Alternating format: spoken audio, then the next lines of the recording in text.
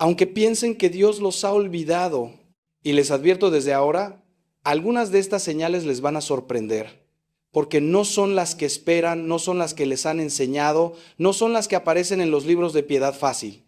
Son señales que a veces duelen, que a veces desconciertan, que a veces parecen todo lo contrario de lo que uno asociaría con la presencia divina.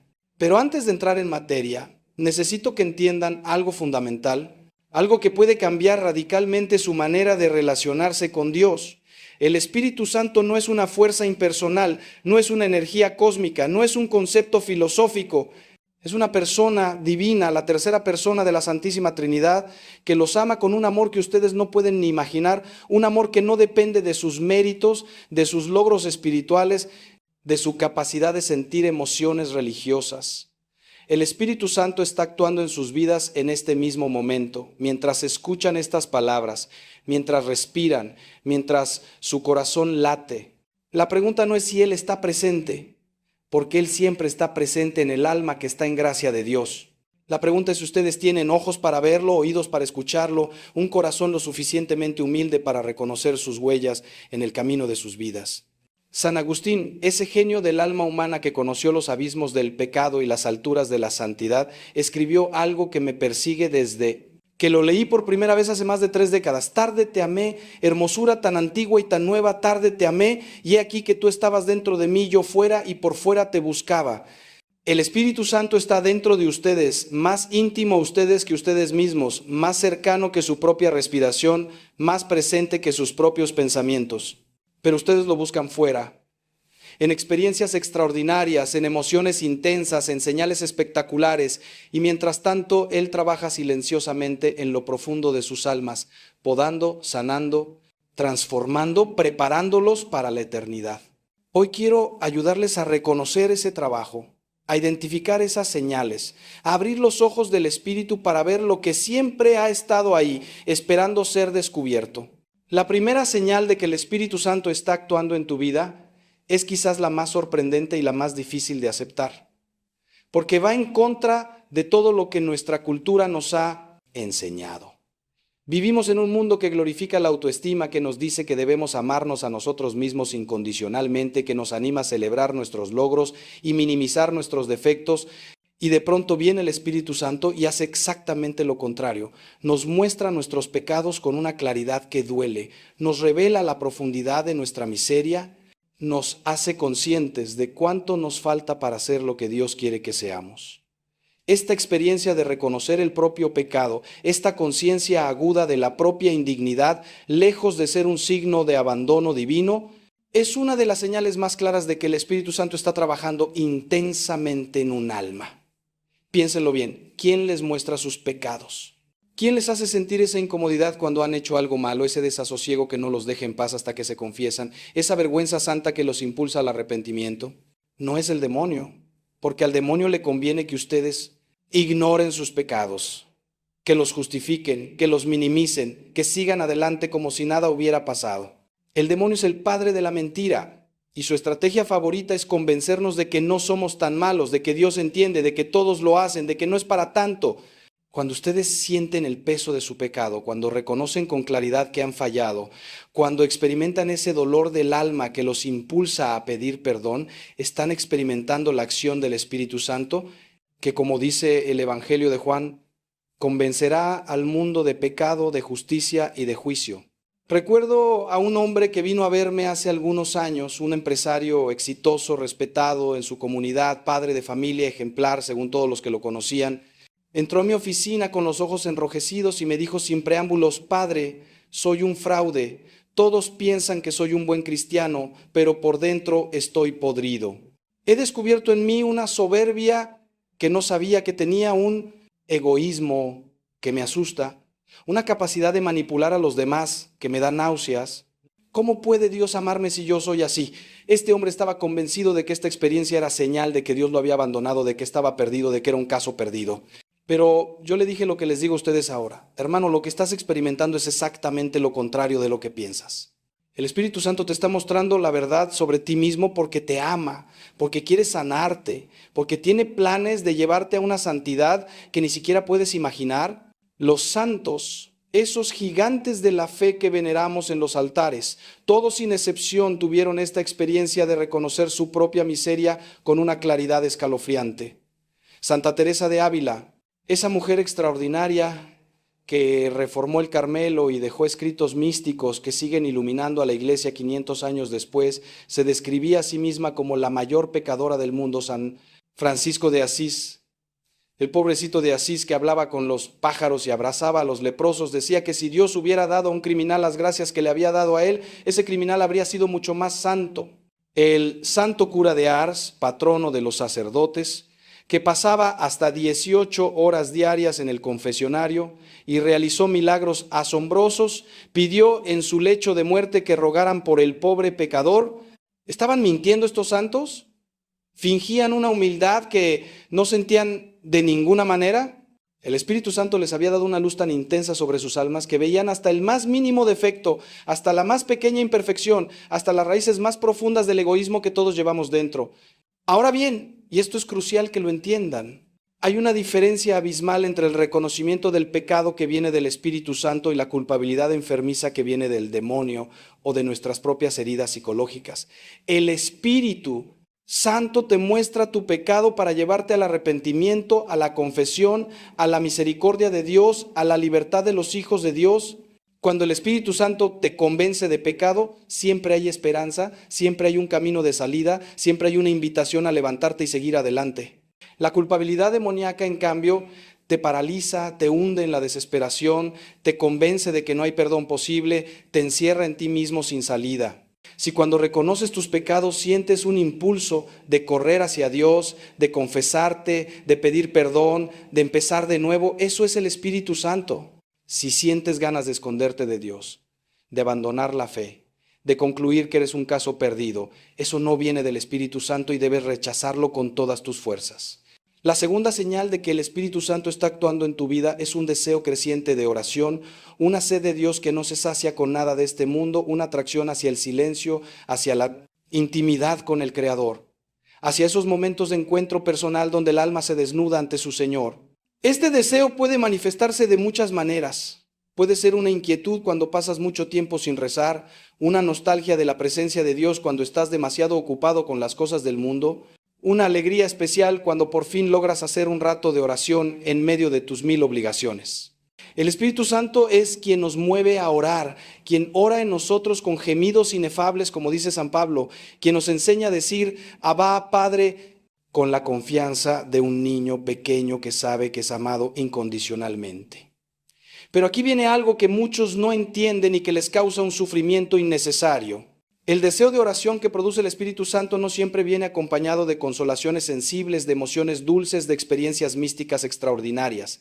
A veces, y esto es muy frecuente en las almas que van avanzando en la vida espiritual, el deseo de orar coexiste con una sequedad tremenda, con una sensación de que Dios está lejos, con una incapacidad total de sentir nada. Y precisamente en esa sequedad, en esa aridez, en esa aparente ausencia de Dios, es donde el Espíritu Santo está trabajando más intensamente, purificando tu amor, liberándote de la dependencia de los sentimientos, enseñándote a amar a Dios por Él mismo y no por lo que te da. San Juan de la Cruz, el místico por excelencia de la Iglesia Católica, llamó a esta experiencia la noche oscura del alma y dedicó algunos de sus escritos más profundos a explicarla. En esta noche oscura, el alma no siente nada, no ve nada, no entiende nada. La oración se vuelve árida. Los sacramentos parecen no producir efecto. Las verdades de la fe que antes iluminaban ahora parecen palabras vacías. El alma se siente abandonada por Dios, inútil, perdida en un desierto sin fin. Y sin embargo, dice San Juan de la Cruz, es precisamente en esta noche donde Dios está trabajando más profundamente, donde el Espíritu Santo está realizando su obra más importante, la purificación del amor. Porque mientras amemos a Dios por los consuelos que nos da, nuestro amor es todavía imperfecto, interesado, centrado en nosotros mismos. Cuando seguimos amando a Dios en medio de la oscuridad, cuando seguimos orando aunque no sintamos nada, cuando seguimos siendo fieles aunque todo parezca indicar que Dios nos ha olvidado, entonces nuestro amor se purifica, se vuelve desinteresado, se convierte en verdadero amor. Conozco una mujer religiosa, contemplativa, de clausura, que lleva más de 20 años en esta noche oscura, Más de 20 años sin sentir consolación en la oración, sin experimentar la presencia de Dios de manera sensible, sin tener ni una sola de esas experiencias místicas que uno asocia con la vida contemplativa. Y sin embargo, todos los días se levanta a las 4 de la mañana para el primer rezo del oficio divino, pasa horas ante el Santísimo Sacramento, cumple fielmente con todas sus obligaciones religiosas, irradia una paz y una alegría que asombran a quienes la conocen. Cuando le pregunté cómo podía perseverar en medio de tanta sequedad, me respondió con una sonrisa que nunca olvidaré: Padre, si Dios me quitara esta noche, tendría miedo de que mi amor por Él fuera falso. En la oscuridad, sé que lo amo a Él y no a sus regalos. Esta mujer, que según los criterios del mundo no ha tenido ninguna experiencia espiritual significativa en 2 décadas, está más cerca de Dios que muchos que andan buscando apariciones, profecías y fenómenos extraordinarios. Así que si ustedes tienen deseo de orar, aunque la oración sea difícil, aunque no sientan nada, aunque les parezca que están perdiendo el tiempo, sepan que ese deseo es obra del Espíritu Santo. Nadie desea a Dios si Dios no lo atrae primero. Nadie busca a Dios si Dios no sale primero a buscarlo. El simple hecho de que quieran orar, de que les duela no tener tiempo para la oración, de que sientan nostalgia de Dios cuando están lejos de Él, es una señal clarísima de que el Espíritu Santo está vivo y activo en sus almas. No se dejen engañar por la ausencia de sentimientos. Los sentimientos van y vienen, suben y bajan, dependen del clima, de la salud, de 1000 factores que no podemos controlar. El deseo profundo de Dios, esa sed del alma que nada de este mundo puede saciar, eso viene del Espíritu Santo y es una de las señales más seguras de su presencia. Antes de pasar a la tercera señal, quiero detenerme un momento para hacerles una pregunta que espero los inquiete, que los haga reflexionar, que los acompañe durante los próximos días. La pregunta es esta: ¿están ustedes dispuestos a amar a Dios aunque Él nunca les dé nada a cambio? ¿Seguirían siendo cristianos si la fe no les proporcionara ningún consuelo, ninguna paz, ninguna alegría sensible? ¿Amarían a Dios en el infierno? Esta última pregunta, que puede parecer absurda o incluso herética, es la que se hacían los grandes místicos para purificar su amor. San Francisco de Sales decía que debemos amar a Dios aunque hubiera un infierno para castigar a los que lo aman y un cielo para premiar a los que lo odian. Santa Teresa de Lisieux, la pequeña Teresa del Niño Jesús, murió en una noche oscura tan intensa que no sentía ninguna certeza de la existencia del cielo y sin embargo seguía amando. Esta es la prueba del amor verdadero, el amor que el Espíritu Santo quiere desarrollar en nosotros. Guarden esta pregunta en su corazón mientras seguimos adelante. La tercera señal de que el Espíritu Santo está actuando en tu vida es una creciente sensibilidad hacia el sufrimiento ajeno, una compasión que te impide permanecer indiferente ante el dolor del prójimo, un amor que te saca de ti mismo y te impulsa a servir a los demás. Esta señal es particularmente importante porque nos permite verificar si nuestra vida espiritual es auténtica o es simplemente una forma sofisticada de egoísmo. Hay mucha gente que reza mucho, que va a misa todos los días, que conoce al dedillo la doctrina católica, pero que es incapaz de ver al necesitado que tiene delante, que pasa de largo ante el sufrimiento como el sacerdote y el levita de la parábola del buen samaritano. Esa espiritualidad, por más intensa que parezca, está vacía, porque el Espíritu Santo es amor, y donde hay amor verdadero siempre hay compasión, siempre hay servicio, siempre hay entrega. El Evangelio es clarísimo en esto, tan claro que a veces preferimos no verlo porque nos incomoda. Jesús dice que en el juicio final no nos preguntará cuántos rosarios rezamos, ni cuántas peregrinaciones hicimos, ni cuántos libros de espiritualidad leímos. Nos preguntará si dimos de comer al hambriento, si dimos de beber al sediento, si vestimos al desnudo, si visitamos al enfermo y al preso, y añade algo que debería quitarnos el sueño: lo que hicieron con uno de estos mis hermanos más pequeños, conmigo lo hicieron. El prójimo necesitado es Cristo disfrazado, Cristo que nos sale al encuentro en los pobres, en los enfermos, en los ancianos abandonados, en los inmigrantes rechazados, en todos los que sufren. Si el Espíritu Santo está actuando en nosotros, nos dará ojos para ver a Cristo en ellos y un corazón capaz de servirlo en ellos. Pero aquí hay que hacer una distinción importante para no caer en confusiones que pueden ser muy dañinas. La compasión cristiana, la que viene del Espíritu Santo, no es lo mismo que el sentimentalismo blando que caracteriza nuestra cultura. La compasión cristiana es fuerte, es exigente, busca el verdadero bien de la persona, aunque eso implique decirle verdades incómodas o negarle lo que pide cuando lo que pide le hace daño. Jesús sentía compasión por las multitudes, pero esa compasión no le impedía llamar al arrepentimiento, denunciar el pecado, exigir conversión. La compasión cristiana no es complicidad con el mal ni tolerancia del error. Es amor verdadero que quiere el bien real de la persona, su salvación eterna, no solo su bienestar temporal. Cuando el Espíritu Santo desarrolla en nosotros la compasión, nos hace capaces de amar de verdad, no de halagar, de servir de verdad, no de crear dependencias, de ayudar de verdad, no de sentirnos buenos ayudando. Recuerdo un caso que me marcó profundamente y que ilustra esta verdadera compasión cristiana. Un hombre vino a verme completamente destrozado porque su hijo, un joven de 25 años, se había ido de la casa después de una discusión terrible. El motivo de la discusión era que el padre se negaba a seguir dándole dinero al hijo, que llevaba años sin trabajar, gastándolo todo en fiestas y en una vida desordenada. El padre me dijo: «Padre, hice mal. Mi esposa me dice que soy cruel, que un padre de verdad ayuda a su hijo, que lo estoy abandonando, pero yo veo que cada vez que le doy dinero, él lo usa para hundirse más. ¿Es falta de compasión negarle la ayuda?». Este padre estaba ejerciendo la verdadera compasión, la compasión dura que a veces es necesaria, la compasión que dice no por amor, que pone límites por amor, que deja que el otro toque fondo para que pueda levantarse. 2 años después, ese hijo, ya sin el colchón del dinero paterno, tocó fondo, buscó ayuda, se rehabilitó, consiguió trabajo, reconstruyó su vida. Hoy es un hombre de bien y tiene una relación maravillosa con su padre, a quien agradece haberle negado la ayuda que lo estaba destruyendo. Si ustedes notan que son cada vez más sensibles al sufrimiento de los demás, que les cuesta permanecer indiferentes ante la injusticia, que sienten un impulso interior de hacer algo por los que sufren, sepan que eso es obra del Espíritu Santo, pero examinen también la calidad de esa compasión. ¿Es una compasión que busca el verdadero bien del otro o es un sentimentalismo que busca que me sienta bien ayudando? ¿Es una compasión que está dispuesta a exigir y a poner límites? ¿O es una complicidad cobarde que evita el conflicto? ¿Es una compasión que ve al otro como persona? ¿O es un asistencialismo que lo ve como objeto de mi caridad?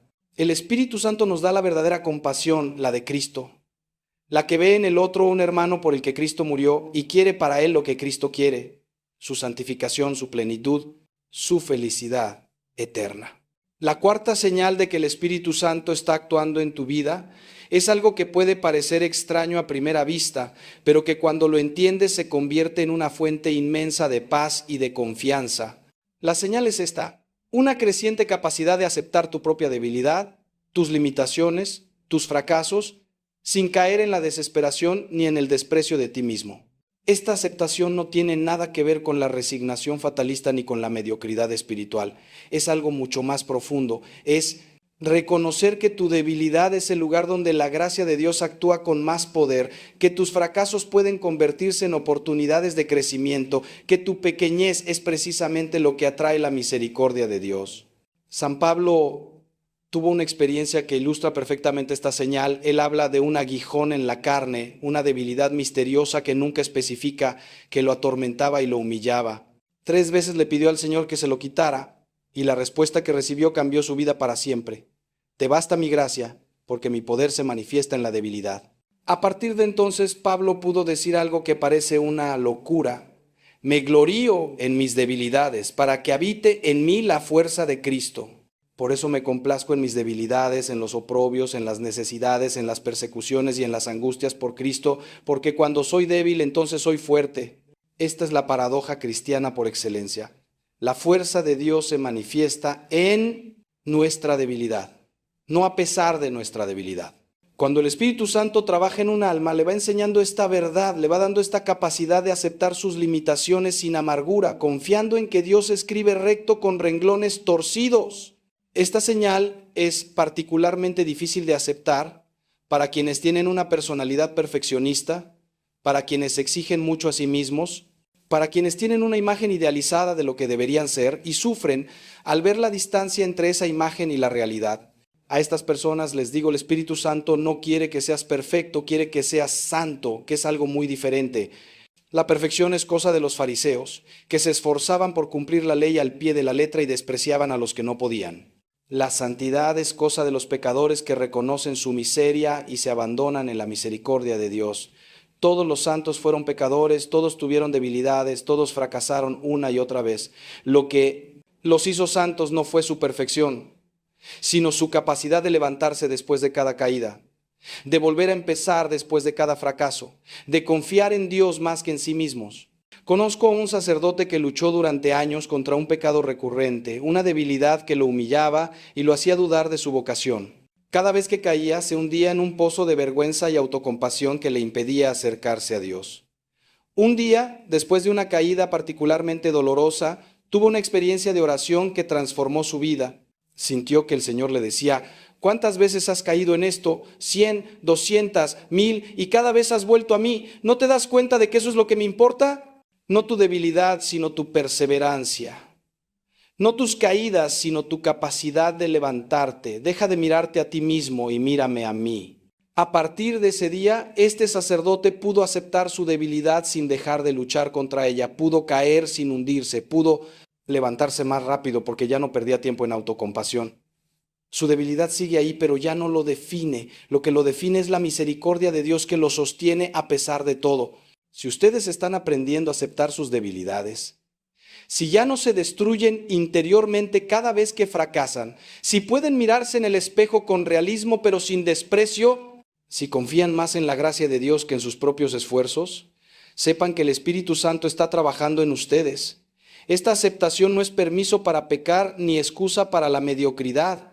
Sigue luchando contra tus defectos, sigue esforzándote por crecer, sigue aspirando a la santidad.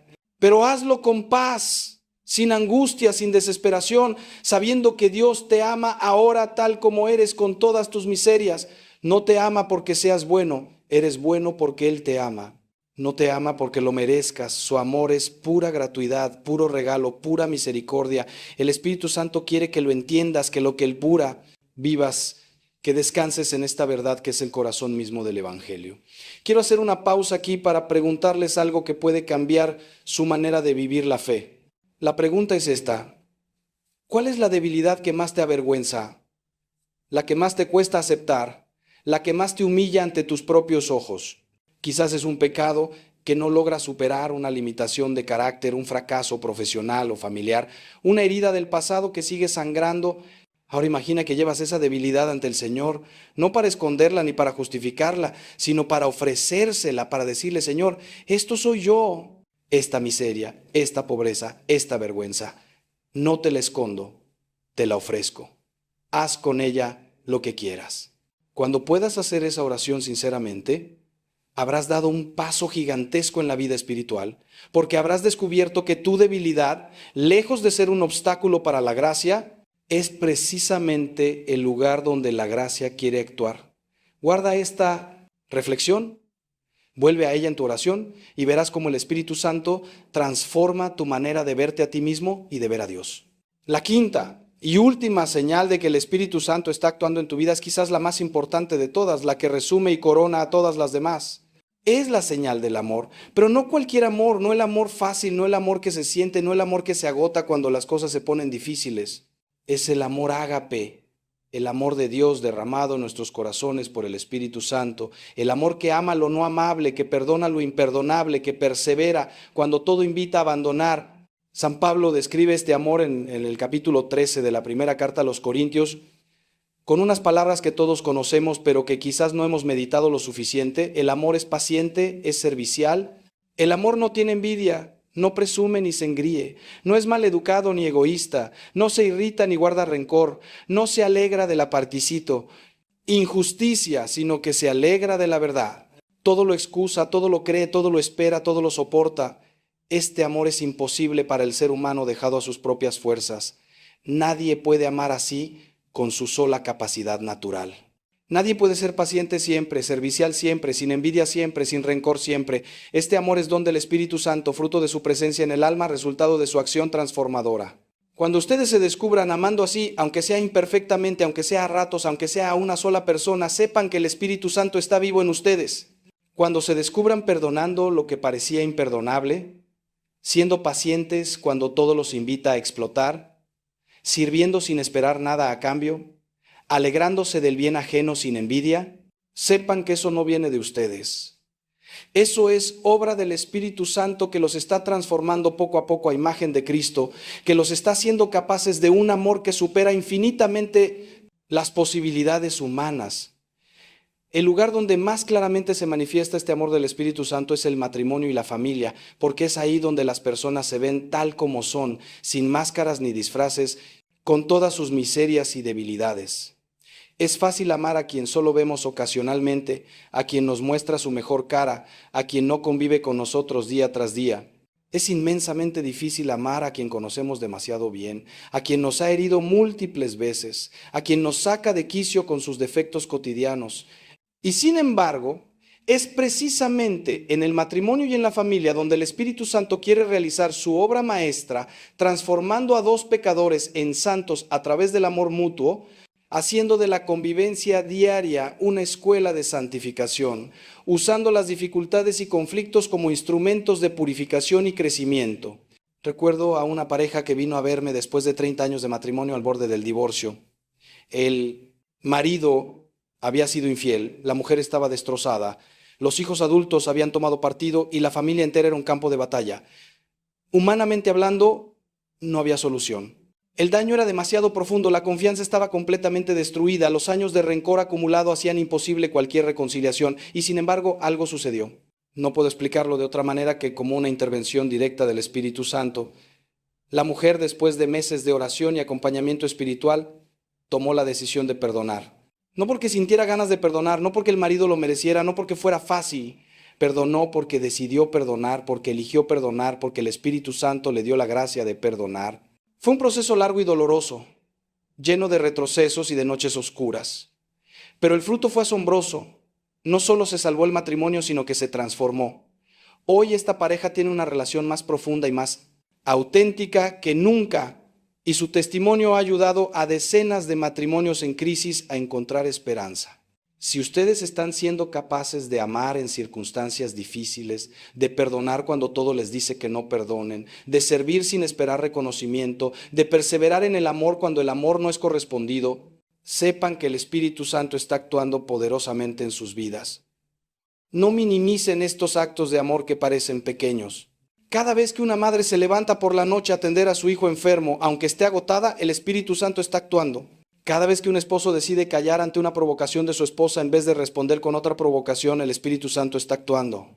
Cada vez que alguien perdona una ofensa sin guardar rencor, sirve al necesitado sin buscar reconocimiento, dice la verdad aunque le cueste, el Espíritu Santo está actuando. Estos son los milagros cotidianos del amor, mucho más importantes que cualquier fenómeno extraordinario, mucho más significativos que cualquier experiencia mística espectacular. Llegamos ahora a un punto crucial de nuestra reflexión y necesito que presten mucha atención porque lo que voy a decirles puede liberarlos de una de las trampas más peligrosas de la vida espiritual. La trampa es esta: juzgar la presencia del Espíritu Santo por las emociones, por los sentimientos, por las experiencias sensibles. Muchos cristianos piensan que si no sienten nada en la oración, si no experimentan consolaciones, si no tienen visiones ni locuciones interiores ni experiencias místicas extraordinarias, entonces el Espíritu Santo no está actuando en ellos. Esto es completamente falso y tremendamente dañino, porque lleva a la gente a una búsqueda ansiosa de experiencias que puede terminar en el engaño, en el fanatismo o en el abandono de la fe cuando las experiencias no llegan. Las 5 señales que les he compartido hoy no dependen de emociones ni de experiencias sensibles. El reconocimiento del propio pecado, el deseo de oración, la compasión hacia los demás, la aceptación de la propia debilidad, el amor ágape. Ninguna de estas señales requiere que sientas algo especial. Puedes experimentarlas todas en medio de la más completa sequedad espiritual, sin ningún sentimiento de la presencia de Dios. De hecho, como les expliqué antes, frecuentemente el Espíritu Santo actúa con más intensidad precisamente cuando no sentimos nada, porque es entonces cuando nuestro amor se purifica, cuando dejamos de buscar a Dios por sus regalos y empezamos a buscarlo por Él mismo. Santa Teresa de Ávila, que tuvo experiencias místicas extraordinarias, éxtasis, visiones, locuciones, levitaciones, fue muy clara en advertir que estas experiencias no son señal segura de santidad ni de la presencia del Espíritu Santo. Muchas de estas experiencias pueden ser producidas por el demonio o por la propia imaginación exaltada. Lo que sí es señal segura, decía la santa, son las virtudes: la humildad, la obediencia, la caridad, la paciencia. Estas no pueden ser falsificadas por el demonio ni producidas por la imaginación. Cuando alguien crece en virtudes, aunque no tenga ninguna experiencia extraordinaria, aunque su oración sea seca como un desierto, puedes estar seguro de que el Espíritu Santo está trabajando en esa alma. Cuando alguien tiene muchas experiencias extraordinarias pero no crece en virtudes, hay motivos serios para sospechar que esas experiencias no vienen de Dios. Por eso les digo a todos los que se sienten espiritualmente secos, aburridos, sin ninguna experiencia de Dios, no se dejen engañar por las apariencias. Si ustedes están luchando por ser buenos cristianos, si se esfuerzan por cumplir los mandamientos, si tratan de amar a Dios y al prójimo aunque no sientan nada, si perseveran en la oración aunque les parezca una pérdida de tiempo, el Espíritu Santo está actuando poderosamente en ustedes. Quizás más poderosamente que en aquellos que tienen experiencias extraordinarias, pero cuya vida no muestra frutos de conversión. El Espíritu Santo es discreto, silencioso, respetuoso de nuestra libertad. No suele actuar con truenos y relámpagos, sino con la suavidad de la brisa, como se le manifestó al profeta Elías. No esperen fuegos artificiales. Busquen los frutos, las virtudes, las señales concretas que les he explicado hoy. Dicho esto, quiero ahora profundizar en cada una de las señales para que las puedan reconocer mejor en sus propias vidas y para responder a algunas preguntas y objeciones que seguramente les habrán surgido mientras me escuchaban. Comenzaré por la primera señal, el reconocimiento del propio pecado, porque creo que es la que más malentendidos genera y la que más puede ayudarles si la entienden bien. Una de las objeciones más comunes que recibo cuando hablo de esta señal es la siguiente: Padre, si reconocer el propio pecado es señal del Espíritu Santo, ¿significa eso que los ateos o los que no creen en Dios no pueden reconocer sus pecados? La respuesta es que el Espíritu Santo actúa en todas las personas de buena voluntad, aunque no lo sepan, aunque no crean en Él, aunque ni siquiera crean en Dios. El Concilio Vaticano II enseña que la gracia actúa de modos misteriosos incluso en aquellos que no conocen a Cristo ni a la Iglesia.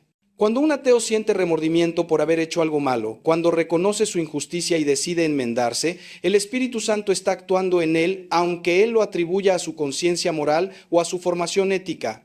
El Espíritu Santo no está limitado por nuestras categorías ni por nuestras etiquetas religiosas. Sopla donde quiere, como dijo Jesús a Nicodemo, y nadie sabe de dónde viene ni a dónde va. Ahora bien, hay una diferencia importante entre el reconocimiento del pecado que tiene un no creyente y el que tiene un cristiano maduro.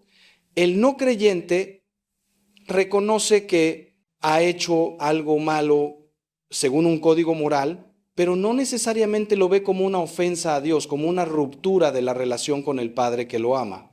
El cristiano maduro, en cambio, ve su pecado no solo como una falta moral, sino como una herida infligida al amor de Dios, como un rechazo de la gracia, como una traición a aquel que dio su vida por él. Esta visión del pecado, lejos de generar una culpabilidad enfermiza, genera un arrepentimiento amoroso, un dolor del alma que brota del amor y que impulsa a correr hacia la misericordia de Dios. Es la diferencia entre Judas y Pedro. Ambos traicionaron a Jesús, pero Judas se hundió en la desesperación porque no creyó en el perdón, mientras que Pedro lloró amargamente y corrió hacia el Señor resucitado para ser perdonado y restaurado. Otra objeción frecuente es esta: Padre, yo sí reconozco mis pecados, pero siempre caigo en los mismos. ¿No debería el Espíritu Santo darme la fuerza para superar mis debilidades de una vez por todas?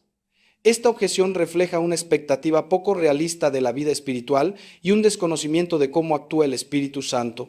La conversión no es un evento puntual, sino un proceso que dura toda la vida.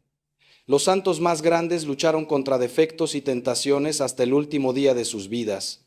San Jerónimo, ese doctor de la Iglesia que tradujo la Biblia al latín, luchó contra su temperamento iracundo durante toda su vida y murió sin haberlo dominado completamente. Santo Tomás Moro, el gran mártir inglés, confesaba regularmente su vanidad y su apego al reconocimiento social. Santa Teresita de Lisieux, a quien la Iglesia ha declarado doctora, reconocía en sí misma imperfecciones que no había logrado superar. El Espíritu Santo no suele actuar quitándonos nuestras debilidades de un plumazo, por varias razones que conviene entender. Primero, porque nuestras debilidades nos mantienen humildes, conscientes de nuestra necesidad de Dios, alejados de la soberbia espiritual, que es la más peligrosa de todas las soberbias. Segundo, porque la lucha contra nuestros defectos fortalece nuestra voluntad, desarrolla nuestras virtudes, nos hace crecer como personas. Tercero, porque nuestras caídas y nuestros fracasos nos hacen misericordiosos con los demás, nos impiden juzgar, nos dan credibilidad cuando intentamos ayudar a otros que luchan con las mismas debilidades. Así que no te desanimes si caes una y otra vez en los mismos pecados. Lo importante no es no caer, sino levantarte cada vez, ir a confesarte, volver a empezar con humildad y confianza. El Espíritu Santo está contigo en cada caída y en cada levantada y está usando todo, incluso tus pecados, para hacerte santo. Una última aclaración sobre esta primera señal. El reconocimiento del propio pecado del que hablo no es una introspección obsesiva ni un examen de conciencia escrupuloso que te paraliza y te llena de ansiedad.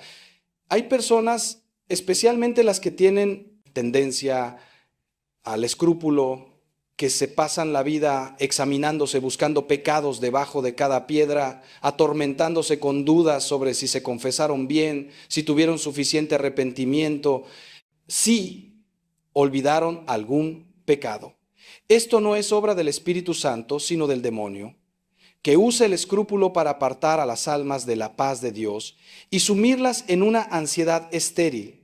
El reconocimiento del pecado que viene del Espíritu Santo es sereno, realista, orientado a la acción. Te muestra tu pecado con claridad, pero sin exagerarlo. Te impulsa al arrepentimiento, pero sin desesperarte. Te lleva a la confesión, pero sin obsesionarte. Si tu examen de conciencia te deja angustiado y sin paz, algo está mal. Busca un director espiritual prudente que te ayude a distinguir entre la verdadera conciencia del pecado y el escrúpulo enfermizo. Pasemos ahora a profundizar en la segunda señal, el deseo de oración.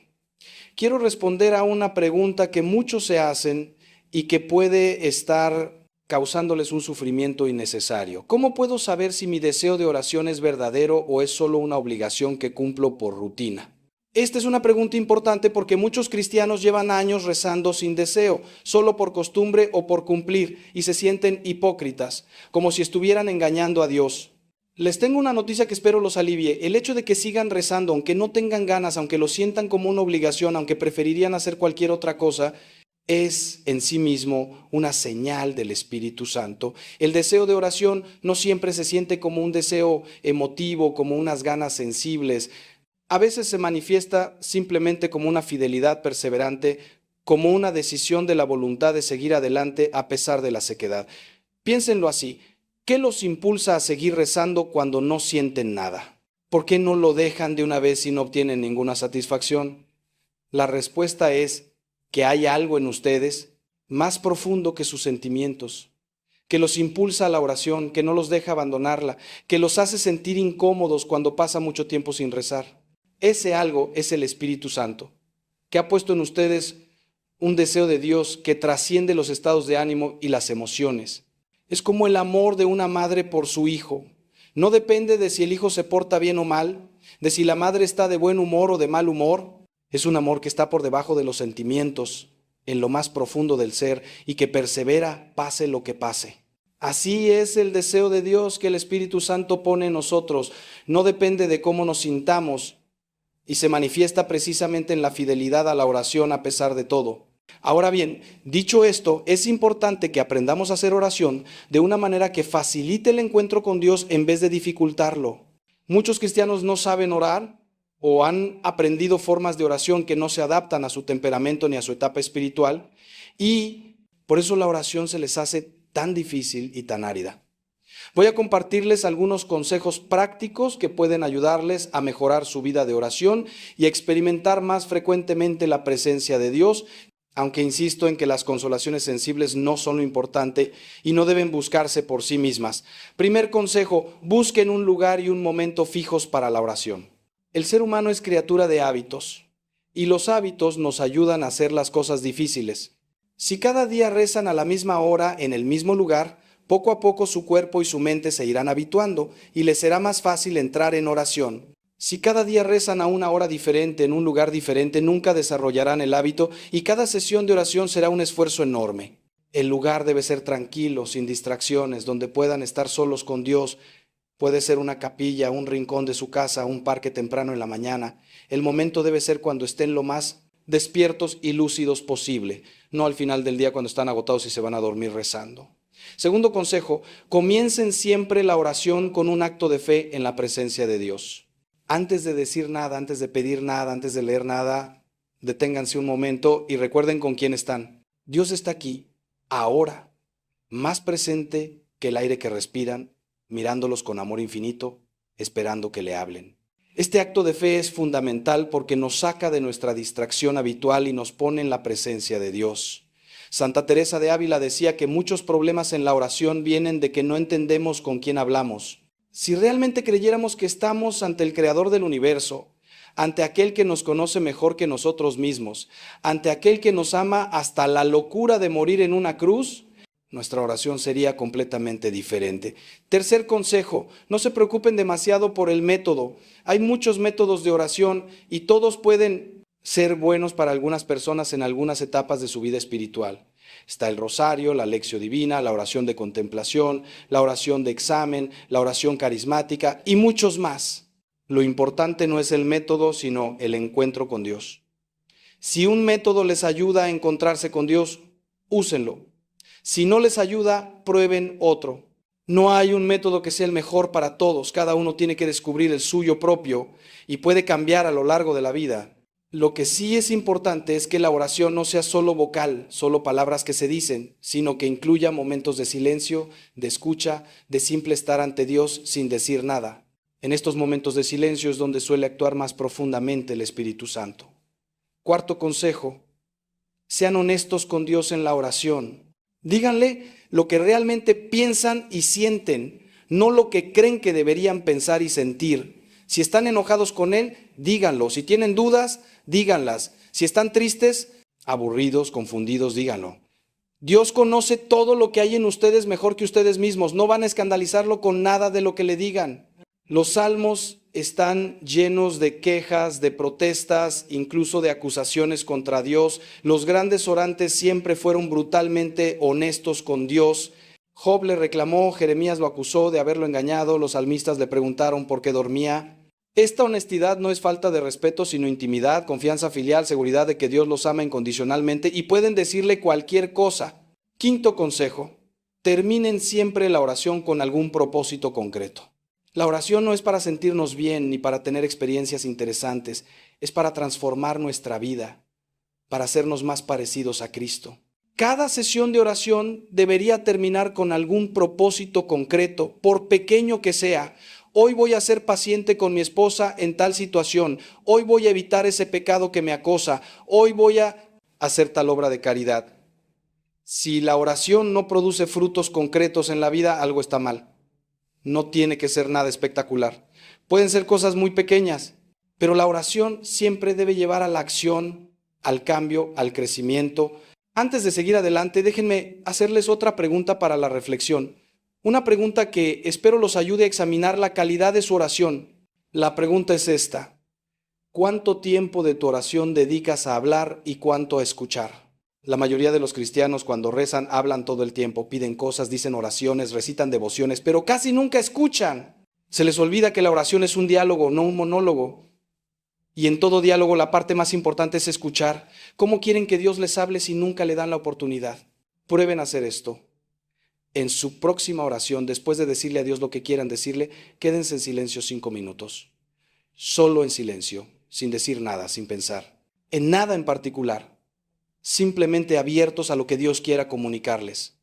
Probablemente no escuchen nada, al menos al principio, pero con la práctica irán desarrollando esa capacidad de escucha interior, de atención a las mociones del Espíritu Santo, que es lo más importante de la vida de oración. Pasemos ahora a profundizar en la tercera señal, la compasión hacia el sufrimiento ajeno. Quiero abordar un problema que afecta a muchos cristianos y que puede impedirnos reconocer esta señal del Espíritu Santo. El problema del agotamiento compasivo, de la fatiga de la caridad. Vivimos en un mundo donde estamos bombardeados constantemente por imágenes de sufrimiento. guerras, hambrunas, desastres naturales, refugiados, enfermedades, pobreza extrema. Nuestros corazones no fueron diseñados para procesar tanto dolor y muchas personas se protegen volviéndose insensibles, desconectándose emocionalmente, cambiando de canal cuando aparecen las noticias tristes. Otros, al contrario, se sienten abrumados por la cantidad de sufrimiento en el mundo y caen en la desesperación o en la parálisis. ¿Qué puedo hacer yo ante tantos problemas? ¿Es inútil? ¿Es imposible? ¿Cómo podemos mantener una compasión viva sin caer en el agotamiento o en la desesperación? La clave está en entender que no somos llamados a salvar el mundo ya tiene un Salvador y no somos nosotros. Somos llamados a amar al prójimo que Dios pone en nuestro camino, no a todos los prójimos del mundo. Cuando Jesús contó la parábola del buen samaritano, no dijo que el samaritano recogiera a todos los heridos que encontrara en el camino de Jerusalén a Jericó. Habla de un herido concreto, el que Dios puso en su camino ese día. El samaritano hizo lo que pudo por ese hombre concreto y siguió su camino. No cargó sobre sus hombros todo el sufrimiento del mundo, cargó con el sufrimiento de la persona que Dios le puso delante. La Madre Teresa de Calcuta, esa santa que dedicó su vida a los más pobres entre los pobres, entendía esto muy bien. Le preguntaban: Madre, ¿cómo puede hacer lo que hace, sabiendo que por cada persona que salva hay miles que mueren en las calles de Calcuta? Y ella respondía: yo no soy llamada a ser exitosa, sino a ser fiel. No soy llamada a salvar a todos, sino a amar a cada uno. Esta distinción es crucial para mantener una compasión sana y sostenible. No podemos ayudar a todos, pero sí podemos ayudar a alguien. No podemos eliminar todo el sufrimiento del mundo, pero sí podemos aliviar el sufrimiento de la persona que tenemos delante. Y si cada cristiano hiciera eso, si cada uno de nosotros se comprometiera a amar concretamente al prójimo que Dios pone en su camino, el mundo sería transformado. Otro problema que quiero abordar es el de la falsa compasión que se queda en el sentimiento y no llega a la acción. Muchos se sienten muy conmovidos por el sufrimiento ajeno, lloran viendo documentales sobre la pobreza, se indignan ante las injusticias, pero no mueven un dedo para ayudar. Esta compasión sentimental es estéril y puede ser incluso dañina porque nos da la ilusión de que somos buenos y compasivos cuando en realidad no hemos hecho nada. El apóstol Santiago es muy duro con esta actitud. Si un hermano o una hermana están desnudos y les falta el alimento necesario para cada día, y alguno de ustedes les dice: vayan en paz, caliéntense y coman, pero no les dan lo necesario para el cuerpo, ¿de qué sirve? La compasión verdadera, la que viene del Espíritu Santo, siempre lleva a la acción, siempre busca remedios concretos, siempre está dispuesta a pagar el precio del amor. También quiero aclarar que la compasión cristiana no se limita a las necesidades materiales. Tan importante como dar de comer al hambriento es dar consuelo al triste, consejo al confundido, corrección al que yerra, perdón al que nos ofende. Las obras de misericordia espirituales son tan necesarias como las corporales, y a veces más difíciles. Es más fácil dar un cheque a una organización benéfica que sentarse a escuchar a alguien que sufre. Es más fácil enviar dinero para los pobres de África que perdonar a la persona que me traicionó. Cuando el Espíritu Santo despierta en nosotros la compasión, nos hace sensibles a todas las formas de sufrimiento, no solo a las más visibles o las más aceptadas socialmente. Nos hace capaces de ver el dolor detrás de la máscara de quien aparenta tenerlo todo, la soledad del anciano que nadie visita, la angustia del joven que no encuentra sentido a su vida. Una objeción que a veces me hacen es esta: Padre, yo soy una persona introvertida, no me sale acercarme a los demás, me cuesta mucho el contacto social. ¿Significa eso que el Espíritu Santo no está actuando en mí porque no tengo la compasión que usted describe? De ninguna manera. El Espíritu Santo no nos pide que seamos extrovertidos ni que hagamos cosas que van contra nuestro temperamento. La compasión puede expresarse de muchas maneras y cada uno tiene que descubrir la suya propia. Hay quienes expresan la compasión visitando enfermos y hay quienes la expresan rezando por ellos. Hay quienes expresan la compasión trabajando en un comedor social y hay quienes la expresan escribiendo cheques para sostener ese comedor. Hay quienes expresan la compasión escuchando a los que sufren y hay quienes la expresan haciendo cosas prácticas por ellos sin decir una palabra. Lo importante no es la forma, sino el contenido, que haya un amor real que se traduce en acción concreta, sea cual sea esa acción. Llegamos ahora a un momento de nuestra reflexión donde quiero proponerles un ejercicio práctico, algo que pueden empezar a hacer hoy mismo para abrir su corazón a la acción del Espíritu Santo. El ejercicio es este. Durante la próxima semana, cada día, hagan un acto concreto de caridad por alguien que no se lo espera y que no se lo puede devolver. Puede ser algo pequeño, una palabra de aliento a alguien que lo necesita, una visita a un enfermo, una llamada a alguien que está solo, un servicio anónimo por el que nadie les dará las gracias. La condición es que sea alguien que no puede devolverles el favor, para que su caridad sea pura, desinteresada, a imagen de la caridad de Dios que hace salir el sol sobre buenos y malos. Al final de cada día, examinen cómo se sintieron al hacer ese acto de caridad, qué experimentaron, qué descubrieron sobre ustedes mismos y sobre los demás. Este ejercicio les ayudará a desarrollar la sensibilidad hacia el sufrimiento ajeno y a reconocer la presencia del Espíritu Santo que los impulsa al amor.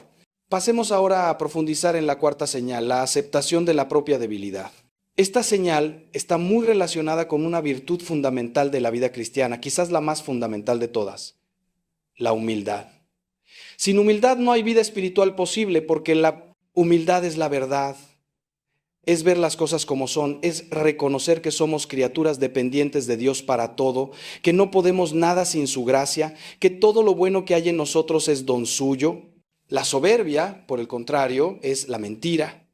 Es la ilusión de que nos bastamos a nosotros mismos, de que somos dueños de nuestro destino, de que no necesitamos a nadie. La humildad nos abre a la gracia, la soberbia nos cierra a ella. Por eso el Espíritu Santo trabaja incansablemente para hacernos humildes, y una de las maneras como lo hace es mostrándonos nuestras debilidades. Es importante entender que la humildad no es lo mismo que la baja autoestima ni que el autodesprecio. Hay personas que se maltratan continuamente, que se dicen cosas terribles a sí mismas, que no pueden ver nada bueno en ellas. Esto no es humildad, sino una forma de soberbia invertida, un exceso de atención a uno mismo, aunque sea negativa. La verdadera humildad no piensa mal de sí misma, simplemente no piensa en sí misma. Está ocupada en Dios y en los demás, no en mirarse constantemente al espejo, sea para aplaudirse o para criticarse. El humilde conoce sus defectos, pero también conoce los dones que Dios le ha dado y agradece ambas cosas. Agradece los dones porque le permiten servir a los demás. Agradece los defectos porque le impiden olvidarse de que necesita a Dios. Otra distinción importante es entre la aceptación de la debilidad y la complacencia en la debilidad. Aceptar mi debilidad significa reconocerla con realismo, sin desesperarme ni engañarme, y confiar en que Dios puede actuar a través de ella. Complacerme en mi debilidad significa usarla como excusa para no esforzarme, para no luchar, para quedarme donde estoy. Es que yo soy así, es que yo no puedo, es que yo tengo este defecto y no hay nada que hacer. Estas frases que suenan a humildad muchas veces esconden pereza espiritual, falta de confianza en la gracia, una rendición cobarde ante las propias limitaciones. El Espíritu Santo no quiere que te rindas ante tus debilidades.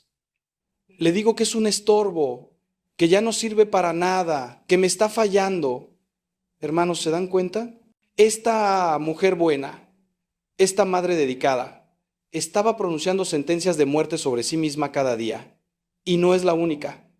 Millones de personas en este mundo están haciendo exactamente lo mismo sin darse cuenta de que están alimentando su propia destrucción. Pero esa mujer tuvo la valentía de escuchar, de cambiar, de aprender a hablarle a su cuerpo con las palabras de Dios, con palabras de vida. Y los resultados fueron asombrosos, no porque yo sea especial, sino porque la palabra de Dios es viva y eficaz. ¿Saben cuál es el problema fundamental de nuestra época? Que hemos olvidado que somos unidad. El mundo moderno nos ha partido en pedazos, por un lado el cuerpo, por otro el alma, por otro el espíritu. Pero eso es una mentira del enemigo, hermanos. Ustedes son una unidad maravillosa creada por Dios. Cuando su alma está enferma, su cuerpo se enferma. Cuando su espíritu está apagado, su cuerpo pierde vitalidad. Y cuando pronuncian palabras de muerte sobre su cuerpo, están hiriendo toda su persona. La Escritura nos enseña que la lengua tiene poder de vida y muerte, y quien la ama comerá de su fruto. Esto no es poesía, hermanos, esto es realidad espiritual. Sus palabras crean atmósferas. Sus palabras abren puertas al cielo o al infierno. Sus palabras pueden ser medicina o veneno. Y hoy vamos a aprender a usar nuestras palabras como medicina divina, como bálsamo de sanación para este cuerpo que Dios nos dio y que tanto necesita de nuestro amor y cuidado. Escúchenme con atención porque lo que voy a compartirles en los próximos minutos no es teoría abstracta ni filosofía vacía. Es sabiduría que viene de la tradición de la Iglesia, de las enseñanzas de los santos, de las Escrituras y de mi propia experiencia, acompañando a personas en su camino de sanación. Vamos a descubrir juntos cómo las palabras que pronunciamos sobre nuestro cuerpo pueden activar o desactivar procesos de salud. Cómo la fe puede movilizar la química de nuestro organismo, cómo la esperanza puede fortalecer nuestro sistema inmunológico, porque Dios no nos creó como máquinas sin alma, hermanos, nos creó como seres integrales donde lo espiritual afecta lo físico y lo físico refleja lo espiritual. Y si hoy están aquí escuchándome, si algo en su interior les impulsa a quedarse, es porque el Espíritu Santo quiere hacer una obra nueva en ustedes. Quiere enseñarles a amar su cuerpo como Dios lo ama, a cuidarlo como un tesoro precioso, a hablarle con palabras que traen vida, salud y esperanza. ¿Están listos para este viaje? Entonces respiren profundo, abran su corazón y permitan que la verdad de Dios penetre hasta lo más hondo de su ser. Cuando Dios creó al hombre del barro de la tierra, la Escritura nos dice algo maravilloso. Sopló en su nariz aliento de vida y el hombre se convirtió en ser viviente. ¿Se dan cuenta de la belleza de este relato? Dios no creó solo un cuerpo, no creó solo un alma, creó una unidad perfecta donde el aliento divino se une a la materia para formar algo único, algo sagrado, algo que refleja la imagen misma del Creador. Su cuerpo, hermanos, no es un accidente evolutivo, no es un conjunto casual de células, es una obra maestra diseñada por el arquitecto del universo. Cada órgano, cada célula, cada sistema fue pensado con amor infinito y sabiduría infinita. Y cuando ustedes miran su cuerpo con desprecio, cuando le hablan con odio, están despreciando la obra de Dios, están insultando al artista divino que los formó con sus propias manos. ¿Acaso se atreverían a entrar en una catedral y escupir sobre el altar? Pues eso es exactamente lo que hacen cuando maldicen su propio cuerpo. San Francisco de Asís llamaba a su cuerpo hermano asno, con cariño y respeto, reconociendo que este cuerpo nos sirve fielmente en nuestro camino hacia Dios. No lo llamaba enemigo, no lo trataba como basura, lo reconocía como compañero de viaje, como instrumento de santificación. Y esto es lo que hemos perdido, hermanos. Hemos perdido esa relación de amistad, de respeto, de gratitud hacia nuestro propio cuerpo. Vivimos en una cultura que por un lado idolatra el cuerpo joven y perfecto y por otro lo desprecia cuando envejece o enferma. Pero ambas actitudes son erradas, ambas niegan la verdad fundamental, que nuestro cuerpo es sagrado no por su apariencia, sino por su origen divino. Cuando yo me miro al espejo no veo solo un sacerdote de 60 y tantos años con sus achaques y sus arrugas, veo el templo donde Dios habita, veo el instrumento que Él usa para abrazar a los que sufren, para bendecir a los niños, para consolar a los afligidos. Y esa mirada lo cambia todo, hermanos, absolutamente todo. ¿Saben cuántas personas vienen a mí con enfermedades que los médicos no logran explicar del todo? Dolores crónicos, cansancio extremo, enfermedades autoinmunes donde el cuerpo literalmente se ataca a sí mismo. Y cuando profundizamos, cuando vamos al fondo del asunto, descubrimos que estas personas llevan años hablándole a su cuerpo con violencia, con rabia, con rechazo. Odio mis piernas, detesto mi estómago, maldigo este dolor. Y hermanos, esas palabras no se evaporan en el aire.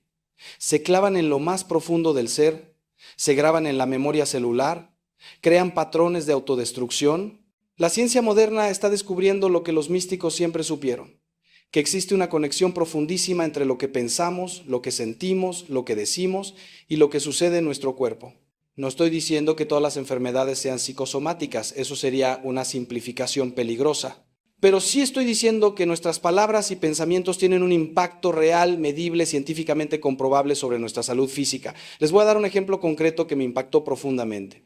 Hace años leí sobre un estudio donde se demostró que las personas que practican la gratitud de manera regular tienen sistemas inmunológicos más fuertes, se recuperan más rápido de las enfermedades y viven más años con mejor calidad de vida. ¿Y saben qué es la gratitud? Sino una forma de hablar bien, de pensar bien, de reconocer el regalo de la vida.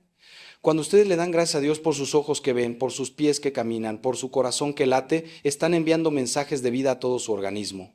Están diciendo, eres valioso, eres importante, eres amado. Y ese mensaje transforma la química de su cuerpo, activa procesos de sanación, fortalece sus defensas. No es magia, hermanos, es la sabiduría de Dios plasmada en nuestra propia naturaleza. Dios nos diseñó para florecer en la alabanza, para sanar en la gratitud, para fortalecernos en el amor. Y cuando vivimos en la queja, en el resentimiento, en el odio hacia nosotros mismos, estamos viviendo contra nuestra propia naturaleza, contra el diseño divino. Pero aquí viene algo que necesito que comprendan con absoluta claridad. No estoy hablando de pensamiento positivo barato, no estoy hablando de autoayuda superficial. Estoy hablando de verdad teológica profunda, de sabiduría que viene de 2000 años de tradición cristiana. Cuando los padres de la iglesia hablaban del cuerpo, lo hacían siempre en el contexto de la redención total del ser humano. Cristo no vino solo a salvar almas descarnadas, vino a redimir al hombre completo, cuerpo y alma. Por eso resucitó con su cuerpo, por eso nos promete la resurrección de la carne en el credo que rezamos cada domingo. Su cuerpo tiene un destino eterno, hermanos, no es solo polvo que vuelve al polvo. Es templo destinado a la gloria eterna. Y cuando ustedes comprenden esto, cuando esto penetra realmente en su corazón, cambia radicalmente la manera en que se relacionan con su propio cuerpo. Ya no es solo un vehículo temporal, es parte integral de su identidad eterna. Cuidarlo, sanarlo, amarlo, es un acto de fe, es una forma de honrar el plan que Dios tiene para ustedes. Ahora quiero que piensen en algo que tal vez nunca han considerado. ¿Qué palabras le dijeron a su cuerpo esta mañana cuando se levantaron? ¿Lo saludaron con amor o con queja? Le quiero que piensen en algo que tal vez le dijeron a su cuerpo. ¿Agradecieron por haber descansado o lo maldijeron por sus dolores? Porque hermanos, así como tenemos el hábito de orar por la mañana, así como saludamos a nuestros seres queridos, deberíamos tener el hábito sagrado de bendecir nuestro propio cuerpo cada día. Y sé lo que algunos están pensando, Padre, eso suena raro, eso suena como hablarle a las plantas. Pero no, hermanos, es mucho más profundo que eso. Es reconocer que cada parte de su ser está viva, está consciente de alguna manera misteriosa, está respondiendo constantemente a sus pensamientos y palabras. Santa Teresa de Ávila decía que el cuerpo es el compañero del alma en su camino hacia Dios y que debemos tratarlo con el respeto que merece un compañero fiel. ¿Han pensado alguna vez en su cuerpo como su compañero fiel? ¿O solo lo ven como una carga, como algo que les estorba en su vida espiritual? Déjenme contarles algo de mi propia experiencia. Hubo un tiempo en mi vida sacerdotal donde descuidé completamente mi salud. Pensaba que el cuerpo no importaba, que solo el ministerio importaba. Trabajaba 18 horas al día, dormía poco, comía mal, no hacía ejercicio. Y mi cuerpo empezó a hablarme de la única manera que sabía, con enfermedad. Tuve problemas de presión, problemas digestivos, un cansancio que no se iba ni con el descanso. Y un día, postrado en mi cama de hospital, escuché claramente la voz del Señor en mi corazón. Ángel, ¿cómo pretendes servir a los demás si destruyes el templo que yo te di? Esas palabras me partieron, hermanos, me rompieron completamente. Porque tenía razón. Yo estaba siendo un mal mayordomo del regalo que Dios me había dado. Estaba tratando mi cuerpo como un enemigo, como algo que debía someter y controlar, en lugar de tratarlo como lo que es, un aliado sagrado en mi misión. Desde ese día cambié radicalmente mi relación con mi cuerpo. Empecé a hablarle con amor, a agradecerle, a cuidarlo como cuido las cosas que más valoro. Cada mañana cuando me levanto hago algo muy sencillo pero muy poderoso. Pongo mis manos sobre mi pecho y digo, gracias Padre por este cuerpo que me diste. Gracias por mi corazón que late fielmente, por mis pulmones que respiran, por mis ojos que contemplan tu creación. Bendigo cada célula de mi cuerpo en el nombre de Jesús. Declaro que este es templo del Espíritu Santo y que ninguna enfermedad, ningún dolor tiene la última palabra sobre mí, porque tú eres mi sanador. Y hermanos, esto no es una oración mágica, no es un conjuro. Es una declaración de fe, es una forma de alinear mi ser completo con la verdad de Dios. Y he visto los frutos en mi propia vida, más energía, mejor salud, una paz profunda en medio de las dificultades.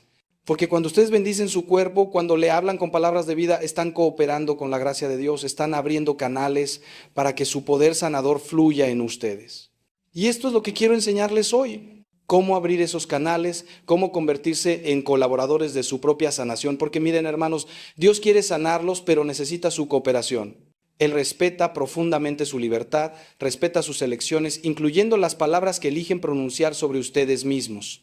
Si todos los días se levantan maldiciendo su cuerpo, cerrando las puertas a la esperanza, ¿cómo puede Dios trabajar en ustedes? Es como si estuvieran construyendo muros contra su gracia. Pero cuando ustedes abren su boca para bendecir, para agradecer, para declarar las promesas de Dios sobre su vida, están abriendo ventanas al cielo, están creando espacio para el milagro. Y los milagros no siempre son instantáneos, no siempre son espectaculares. A veces el milagro es levantarse con un poco menos de dolor, es recuperar el apetito, es dormir profundamente después de meses de insomnio. Esos pequeños milagros son semillas de sanación que Dios planta en ustedes cuando ustedes preparan la tierra con sus palabras de fe. ¿Están preparando la tierra o la están llenando de piedras y espinos con sus quejas y maldiciones? Ahora permítanme llevarlos un poco más profundo en esta reflexión. En el Evangelio de Juan, Jesús dice algo extraordinario. El que cree en mí, las obras que yo hago, él también las hará. ¿Se dan cuenta del poder de esta promesa? Jesús sanó enfermos, devolvió la vista a los ciegos, hizo caminar a los paralíticos y nos dice que nosotros también podemos participar de esa obra sanadora. ¿Cómo? Primero, creyendo. Segundo, hablando con autoridad. Tercero, actuando en consecuencia. Cuando ustedes le hablan a su cuerpo con fe, con autoridad, diciendo, en el nombre de Jesús declaro sanación sobre mis rodillas, no están inventando nada nuevo. Están ejerciendo la autoridad que Cristo les dio como hijos de Dios. Están usando el poder de la palabra que es viva y eficaz. Y hermanos, he visto esto funcionar innumerables veces, no en todos los casos, porque el misterio del sufrimiento existe y debemos abrazarlo también. Pero en muchísimos casos he visto cómo la fe hablada, la fe declarada, produce frutos reales de sanación. Hay una mujer en mi parroquia que sufría de artritis severa en las manos. Los médicos le habían dicho que era degenerativa, que solo empeoraría con el tiempo. Ella vino a mí desesperada preguntándome si Dios la había abandonado. Y le dije, hermana, Dios no te ha abandonado, pero tú has abandonado la esperanza. ¿Qué le dices a tus manos cada día? Y ella confesó que las maldecía, que les decía que eran inútiles, que ya no servían. Entonces le enseñé a hacer algo diferente. Cada noche, antes de dormir, debía ungir sus manos con aceite bendito y decirles, manos mías, ustedes han trabajado fielmente por mí durante 50 años. Las bendigo, les agradezco. Y declaro en el nombre de Jesús que la sanación viene sobre ustedes. Son manos ungidas para servir, para abrazar, para bendecir. Al principio se sentía tonta, me lo confesó después, pero persistió. Y hermanos, en 6 meses el dolor había disminuido en un 70%. Los médicos no podían explicarlo. Hablaban de remisión espontánea. Pero ella y yo sabíamos la verdad. Dios había honrado su fe, había honrado sus palabras de bendición. Porque cuando ustedes hablan vida sobre su cuerpo, están invitando a Dios a hacer lo que Él más ama, restaurar, renovar, sanar. Pero escúchenme bien, porque quiero ser absolutamente claro en esto. No estoy prometiéndoles que si hablan bonito a su cuerpo todos los males desaparecerán. No soy un charlatán que vende ilusiones baratas.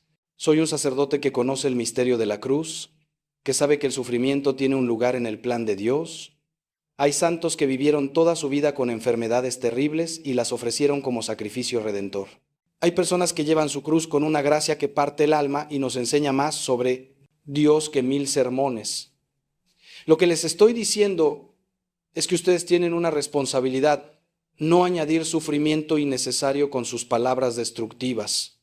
Ya bastante difícil es vivir con una enfermedad crónica como para además estar todo el día hablándole a su cuerpo con odio y desesperanza. Su trabajo es confiar, bendecir, agradecer y dejar los resultados en las manos de Dios. Tal vez Él los sane completamente, tal vez les dé gracia para llevar su cruz con dignidad, tal vez use su enfermedad para tocar otras vidas, pero en cualquier caso sus palabras deben ser palabras de vida, de fe, de esperanza, porque esas palabras los sostienen en el camino, los fortalecen en la batalla, los conectan con el corazón mismo de Dios. Y ahora pregúntense algo importante.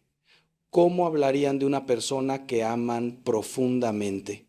¿Verdad que solo dirían cosas buenas? ¿Verdad que resaltarían sus virtudes? ¿Verdad que los defenderían contra cualquier ataque? Entonces, ¿por qué no hacen lo mismo con su propio cuerpo? ¿Por qué permiten que su lengua sea el peor enemigo de su propia carne? Santiago dice en su carta que la lengua es un fuego, un mundo de maldad que contamina todo el cuerpo, pero también puede ser fuente de bendición, de sanación, de vida. Ustedes eligen cada día qué tipo de lengua van a tener.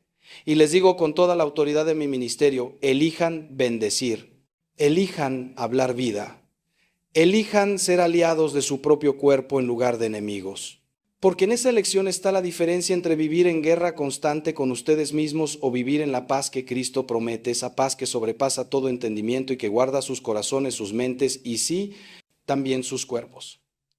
Les he hablado de la importancia de bendecir el cuerpo, de hablarle con amor y gratitud.